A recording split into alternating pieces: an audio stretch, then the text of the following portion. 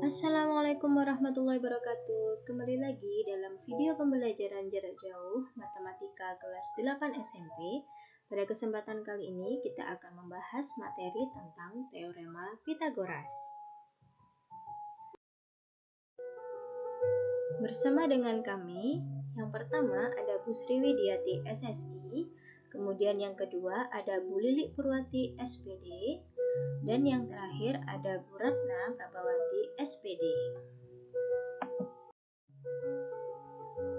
Tujuan pembelajaran pada kali ini, setelah mencermati penjelasan dari video ini, diharapkan peserta didik dapat yang pertama, memeriksa kebenaran Teorema Pitagoras, kemudian yang kedua, menentukan panjang sisi segitiga siku-siku jika panjang dua sisi diketahui.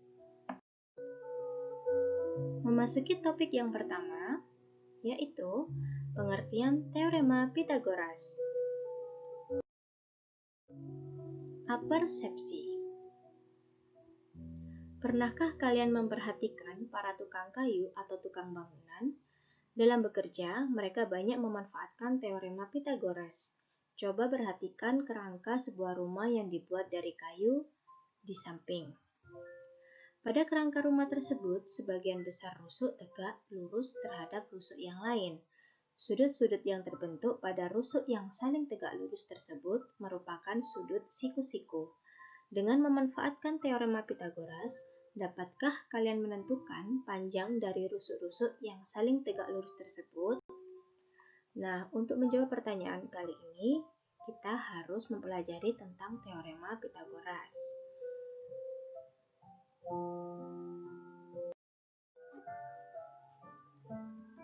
Teorema Pitagoras. Yang pertama yaitu pengertian. Teorema Pitagoras adalah suatu aturan matematika yang dapat digunakan untuk menentukan panjang salah satu sisi dari sebuah segitiga siku-siku. Pada dasarnya, Teorema Pitagoras sangat sederhana, yaitu kita hanya diminta untuk menghitung panjang sisi dari sebuah segitiga siku-siku, di mana sisi lainnya sudah diketahui. Kalaupun sisi lain belum diketahui, paling tidak bisa dicari dengan cara lain sebelumnya. Kemudian sifat dari Teorema Pitagoras. Yang pertama, Teorema Pitagoras hanya berlaku untuk segitiga siku-siku. Selain segitiga siku-siku, teorema ini tidak bisa digunakan. Kemudian yang kedua, minimal panjang dua sisinya dapat diketahui terlebih dahulu. Permasalahan lain yang sering ditemui kalian adalah gagal dalam mengidentifikasi sebuah segitiga siku-siku. Bagian mana sisi miringnya dan sisi lainnya. Untuk itu, mari kita perkenalkan sebuah segitiga siku-siku dan mengajak kalian semua untuk memahami setiap komponen dari segitiga siku-siku. Identifikasi segitiga siku-siku. Nah, kalian bisa perhatikan pada gambar. Untuk segitiga siku-siku, ada ciri khasnya yaitu harus ada tanda siku pada segitiga tersebut. Pada segitiga ini kita berikan tanda sikunya terlebih dahulu, seperti ini. Nah, kemudian untuk menentukan sisi mana yang sisi miring dan sisi penyikunya, kita coba perhatikan di sini.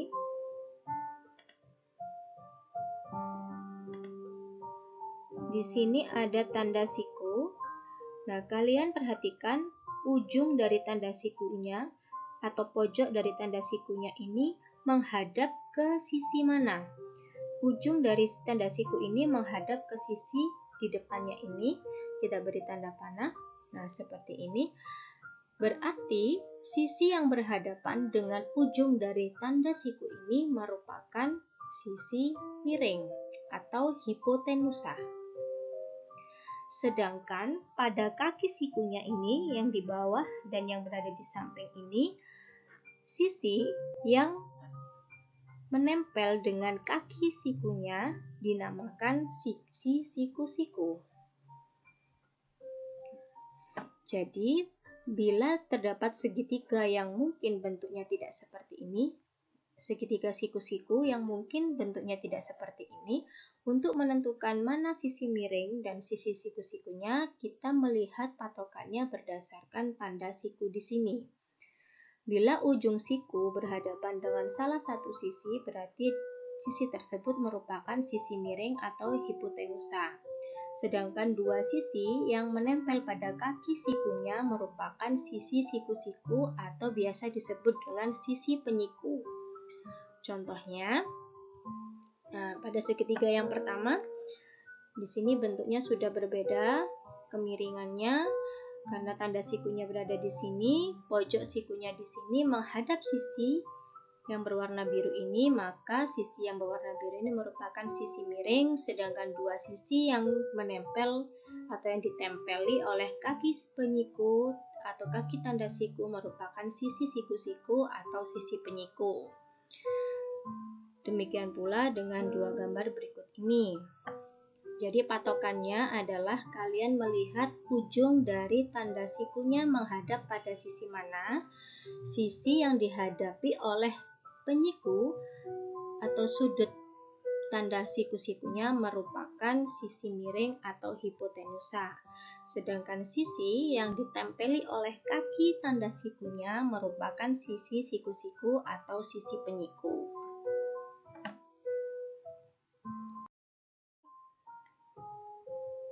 Berikutnya, dalil dan rumus teorema Pitagoras.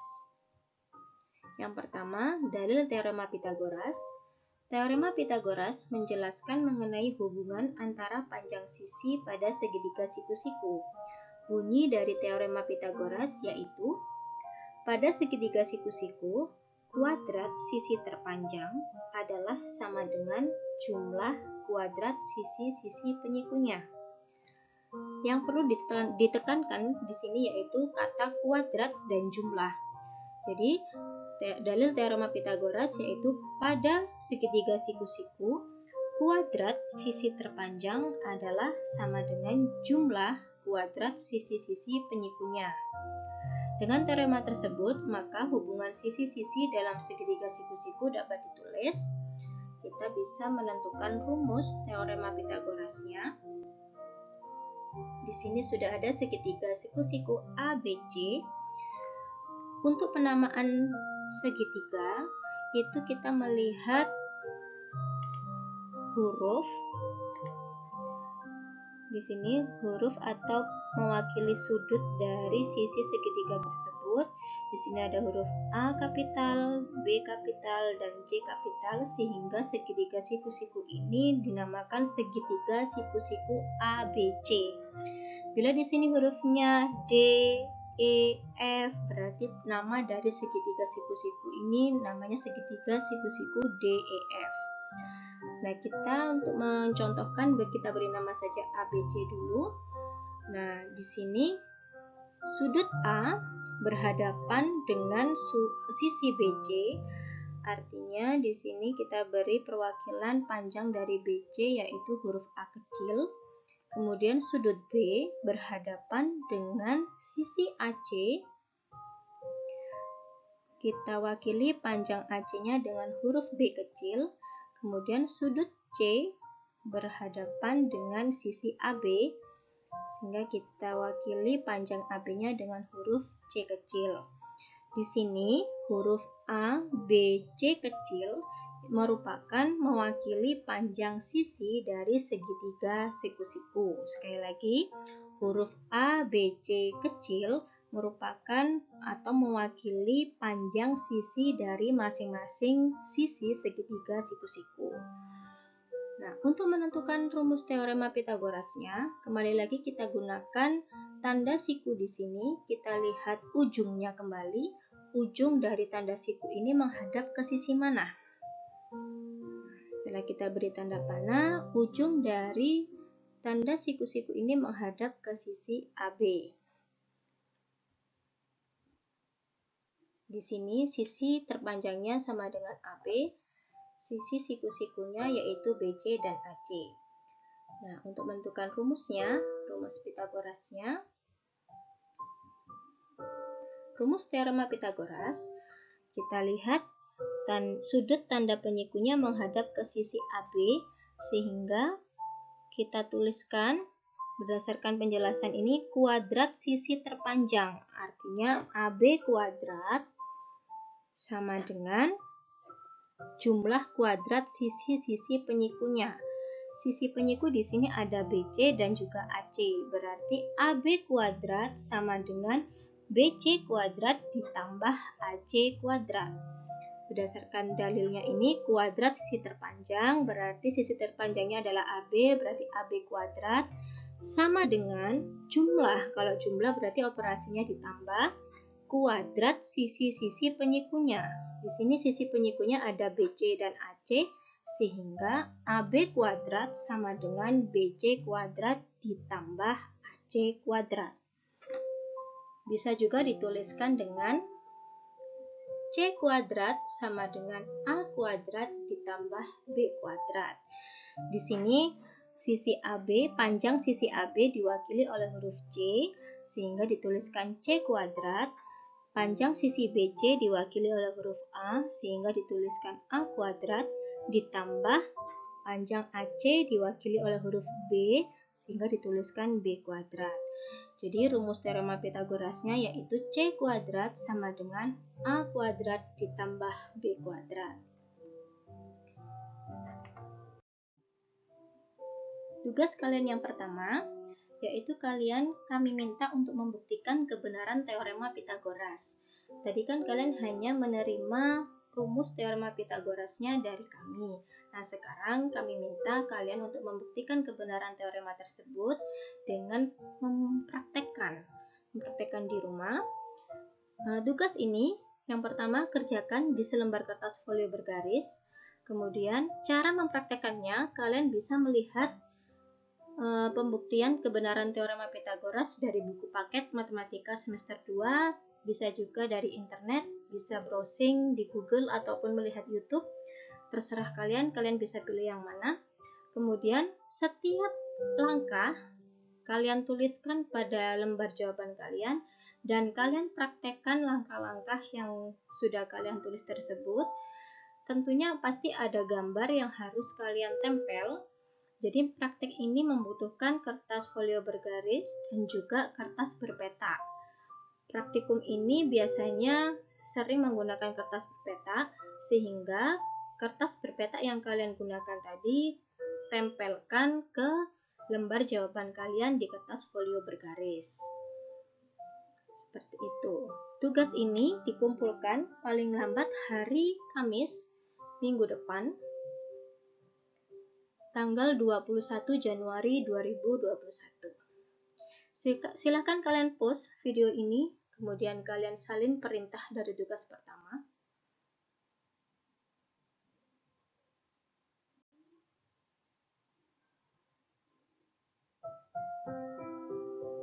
Oke. Materi selanjutnya yaitu topik 2, penerapan teorema Pitagoras.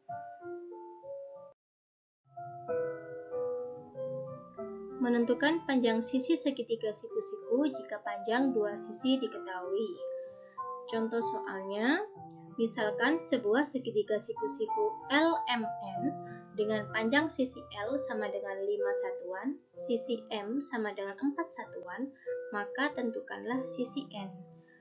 Sebelum kita mencari sisi N, kita buat sketsa gambarnya terlebih dahulu. Nah, seperti ini. Ada segitiga siku-siku LMN. Segitiga siku-siku LMN. Kemudian sisi panjang sisi L. Panjang sisi L berarti sisi yang berhadapan dengan sudut L, karena sudut L-nya di sini berarti sisi yang berhadapan dengan sudut L yaitu sisi MN. Sehingga L kecil di sini sama dengan 5. Kemudian sisi M berarti sisi yang berhadapan dengan sudut M di sini, sisi yang berhadapannya yaitu sisi LN, dinamakan sisi M sama dengan 4 satuan, maka tentukanlah sisi N. Sisi N berarti sisi yang berhadapan dengan sudut N-nya di sini, sisi yang berhadapan yaitu sisi LM. Nah, sekarang yang akan kita cari yaitu berapa panjang sisi dari sisi N ini. Kita gunakan teorema Pythagoras. Untuk menentukan teorema Pythagorasnya, kita tentukan dulu sisi mana yang berhadapan dengan pojok dari penyikunya. Di sini tanda sikunya, ujungnya di sini atau pojoknya di sini menghadap ke sisi MN atau sisi L. Sehingga teorema Pythagorasnya adalah MN kuadrat sama dengan LN kuadrat ditambah LM kuadrat. Nah, di sini MN kita coba ganti dengan huruf L kuadrat sama dengan LN kita ganti dengan huruf M kuadrat ditambah LM kita ganti dengan huruf N kuadrat. Sehingga teorema Pythagorasnya L kuadrat sama dengan M kuadrat ditambah N kuadrat. Kemudian kita masukkan nilainya, L sama dengan 5 dan M sama dengan 4, sehingga menjadi 5 kuadrat sama dengan 4 kuadrat ditambah N kuadrat. Nah, sekarang kita mencari nilai N. Kita ubah posisinya sehingga yang kita cari berada di ruas sebelah kiri dan yang diketahui kita pindahkan ke ruas sebelah kanan. Sehingga didapatkan N kuadrat sama dengan 5 kuadrat dikurangi 4 kuadrat sama dengan 25 dikurangi 16 sama dengan 9. Nilai 9 ini masih belum menjadi nilai akhir karena di sini masih tertuliskan N kuadrat, sedangkan yang ditanya adalah nilai sisi dari N. Jadi untuk mencari nilai N-nya, 9 ini harus kita akar. N sama dengan akar kuadrat dari 9, sehingga didapatkan N sama dengan 3 satuan. Jadi panjang sisi LM atau panjang sisi N sama dengan 3 satuan.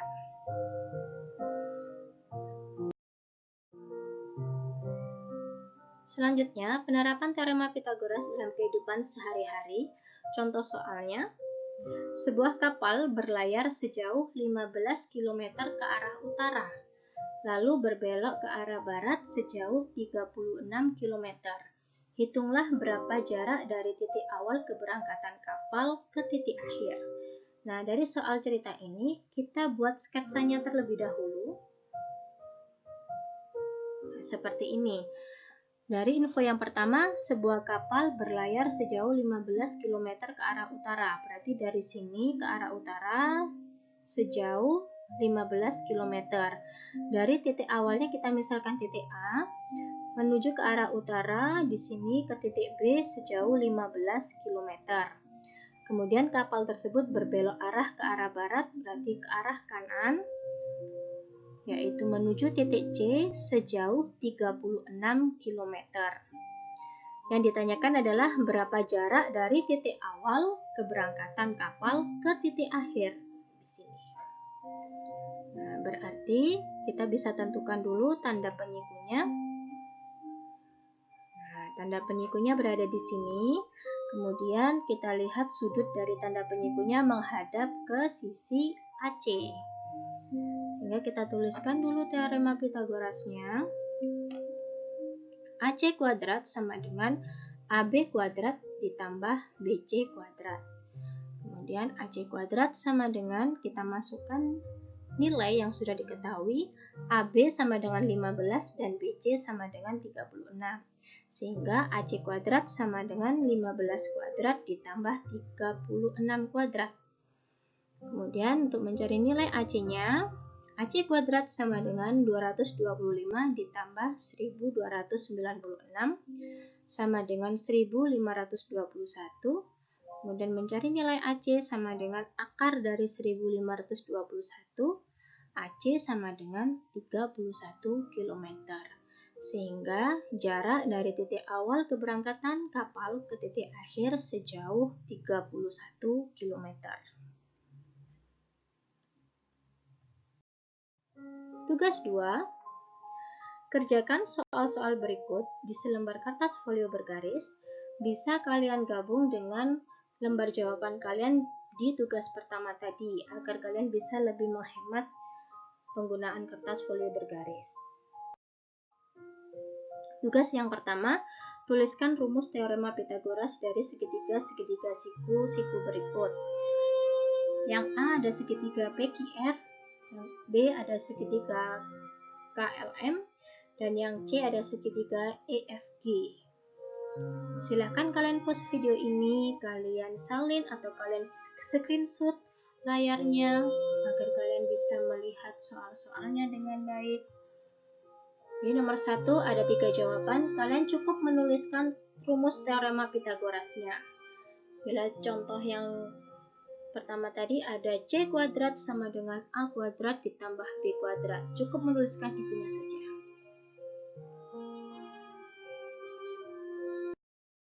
Kemudian soal nomor 2, di sini ada 4 soal cerita soal penerapan teorema Pythagoras. Kami berharap setiap soal ini kalian buat sketsa gambarnya seperti pada contoh sebelumnya. Setiap soal wajib kalian buat sketsa gambarnya sehingga kami bisa mengetahui seberapa paham kalian memahami soal-soal cerita yang ada di layar kalian.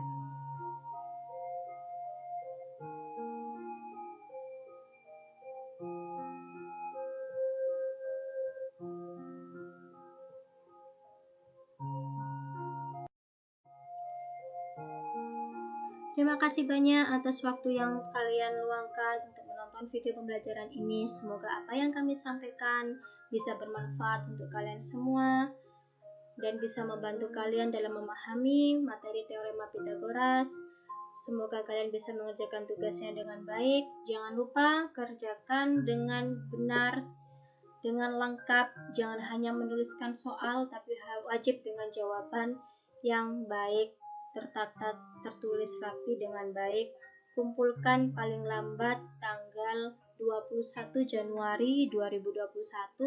Letakkan tugas kalian di masing-masing rak kelas kalian. Bila kalian ada pertanyaan, kalian bisa menghubungi saya selaku Bu Ratna Prabawati di DM Instagram saya dengan akun @ratnaps2229, atau untuk kelas yang saya ajar bisa langsung chat di Quivercast kalian. Terima kasih atas waktunya. Selamat belajar, semangat berkreasi. Jangan pantang semangat. Semoga pandemi cepat berakhir sehingga kita bisa bertatap muka secepatnya. Wassalamualaikum warahmatullahi wabarakatuh.